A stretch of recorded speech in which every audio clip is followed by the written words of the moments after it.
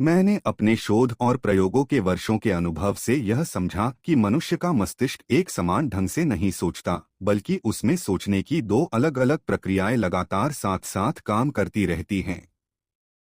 पहली प्रक्रिया बहुत तेज, स्वतःस्फूर्त और बिना प्रयास के सक्रिय होती है। जब कोई व्यक्ति अचानक किसी चेहरे पर क्रोध पहचान लेता है, जब कोई शब्द सुनते ही उसके मन में कोई चित्र उभर आता है, या जब किसी खतरे का आभास तुरंत हो जाता है, तब यही प्रक्रिया काम कर रही होती है। यह सोचने का तरीका जीवन को सरल बनाता है, क्योंकि हर स्थिति में गहरी सोच करना संभव नहीं होता। यही प्रक्रिया हमारे दैनिक निर्णयों का आधार बनती है और बिना रुके हमें आगे बढ़ाती रहती है। दूसरी प्रक्रिया इसके ठीक विपरीत है। यह धीमी है, मेहनत मांगती है और पूरे ध्यान की अपेक्षा करती है। जब कोई व्यक्ति कठिन गणना करता है, अपने आवेगों को नियंत्रित करता है या किसी महत्वपूर्ण निर्णय से पहले ठहरकर विचार करता है, तब यह दूसरी प्रक्रिया सक्रिय होती है। यह प्रक्रिया स्वाभाविक रूप से आलसी है और तभी हस्तक्षेप करती है जब उससे विशेष रूप से अपेक्षा की जाती है। मेरे अनुभव में अधिकांश लोग यह मानते हैं कि उनके निर्णय तर्क और विवेक पर आधारित होते हैं, पर वास्तव में अधिकतर निर्णय पहली तेज प्रक्रिया द्वारा ही लिए जाते हैं। दूसरी प्रक्रिया प्रायः पहली के निष्कर्षों को बिना जांच के स्वीकार कर लेती है। यहीं से सोच की गलतियों की शुरुआत होती है। तेज प्रक्रिया अधूरी जानकारी के आधार पर भी पूरी कहानी बना लेती है और उस कहानी पर पूरा विश्वास कर लेती है। धीमी प्रक्रिया, जो इस कहानी पर प्रश्न उठा सकती थी, अक्सर मौन रहती है क्योंकि उसे अधिक श्रम करना पड़ता है। इसी कारण मनुष्य कई बार गलत निर्णय लेता है, फिर भी उसे अपने सही होने का भ्रम बना रहता है। इस पुस्तक में मेरा उद्देश्य यही दिखाना है कि मनुष्य कैसे सोचता है, उसकी सोच किन रास्तों से भटकती है और कैसे वह अपनी ही मानसिक प्रक्रियाओं को समझे बिना उनके अधीन जीवन भर निर्णय लेता रहता है। सहज सोच और मानसिक पक्षपात। मैंने जब मनुष्य की सोच का गहराई से अध्ययन किया, तो यह स्पष्ट हुआ कि तेज सोचने वाली प्रक्रिया केवल गति ही नहीं लाती, बल्कि अपने साथ कई प्रकार की मानसिक त्रुटियां भी लेकर आती है। यह प्रक्रिया सरलता पसंद करती है और जटिल वास्तविकता को छोटे छोटे निष्कर्षों में बदल देती है। मनुष्य का मस्तिष्क अधूरी जानकारी से भी पूरा चित्र बना लेने की प्रवृत्ति रखता है। जो दिखाई देता है वही उसे संपूर्ण सत्य प्रतीत होता है, और जो दिखाई नहीं देता उस पर वह प्रश्न ही नहीं करता। इसी कारण व्यक्ति अक्सर यह मान लेता है कि उसके पास निर्णय लेने के लिए पर्याप्त जानकारी है, जबकि वास्तव में कई महत्वपूर्ण तथ्य उसकी पहुंच से बाहर होते हैं। यह सहज सोच हमें आत्मविश्वास देती है, पर वही आत्मविश्वास कई बार भ्रम का रूप ले लेता है। मैंने यह भी देखा कि जब मनुष्य किसी व्यक्ति या परिस्थिति के बारे में पहली राय बना लेता है, तो वही राय आगे की पूरी सोच को प्रभावित करने लगती है।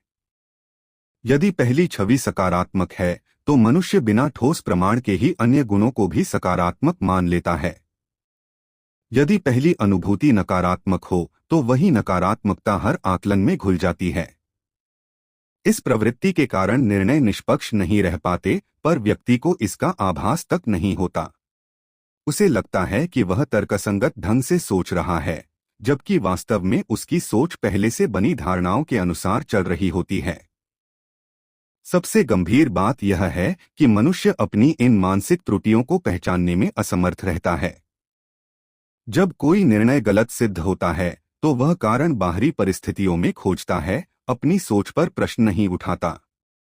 तेज सोच कहानियां गढ़ती है, कारण और परिणाम को सरल रूप में जोड़ देती है, ताकि मस्तिष्क को संतोष मिल सके। धीमी सोच, जो इन कहानियों को चुनौती दे सकती थी, अक्सर निष्क्रिय रहती है। इस प्रकार मानसिक पक्षपात धीरे धीरे हमारी सोच का स्थायी हिस्सा बन जाते हैं और हम बिना जाने समझे उन्हीं के आधार पर जीवन के बड़े निर्णय लेने लगते हैं।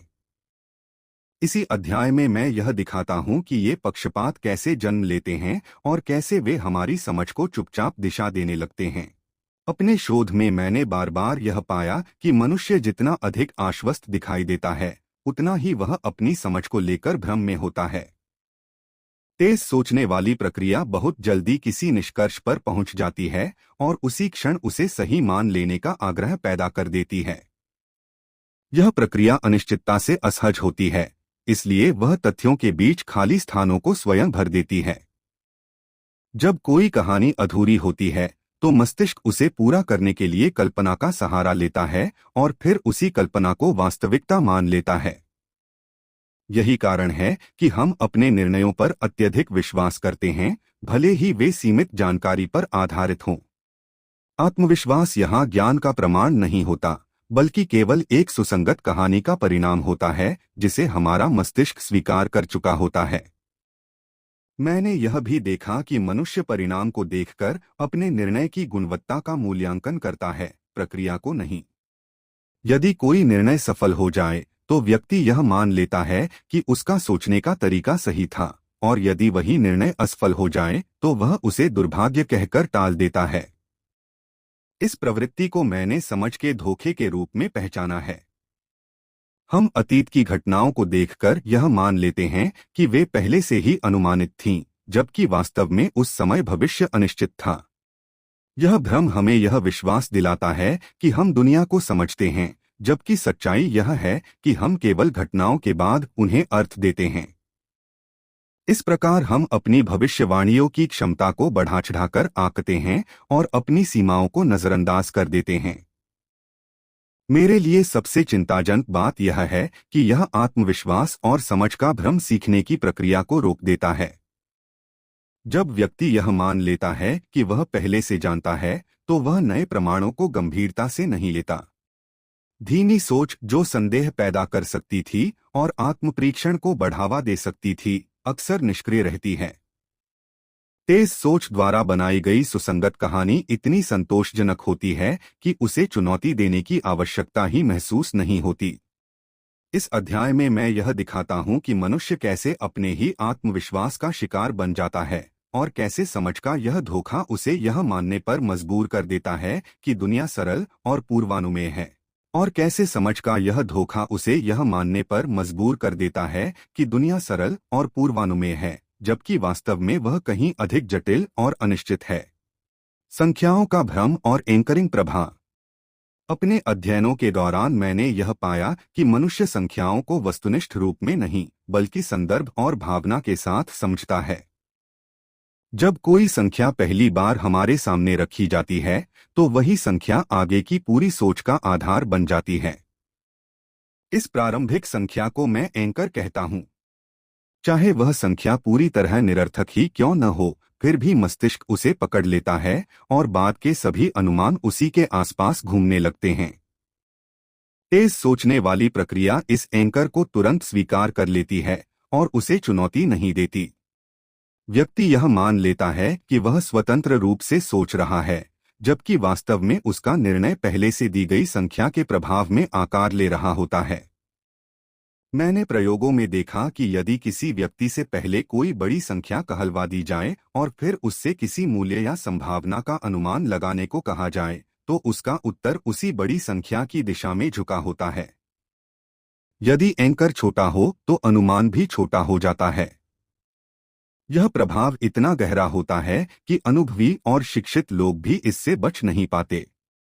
धीमी सोच जो इस शुरुआती संख्या पर संदेह कर सकती थी, अक्सर सक्रिय नहीं होती। तेज सोच उपलब्ध जानकारी को ही पर्याप्त मान लेती है और उसी पर विश्वास कर लेती है। इस प्रकार मनुष्य यह समझ ही नहीं पाता कि उसके अनुमान किसी बाहरी संकेत द्वारा नियंत्रित हो रहे हैं। संख्याओं से जुड़ा एक और भ्रम यह है कि मनुष्य छोटे नमूनों से बड़े निष्कर्ष निकाल लेता है।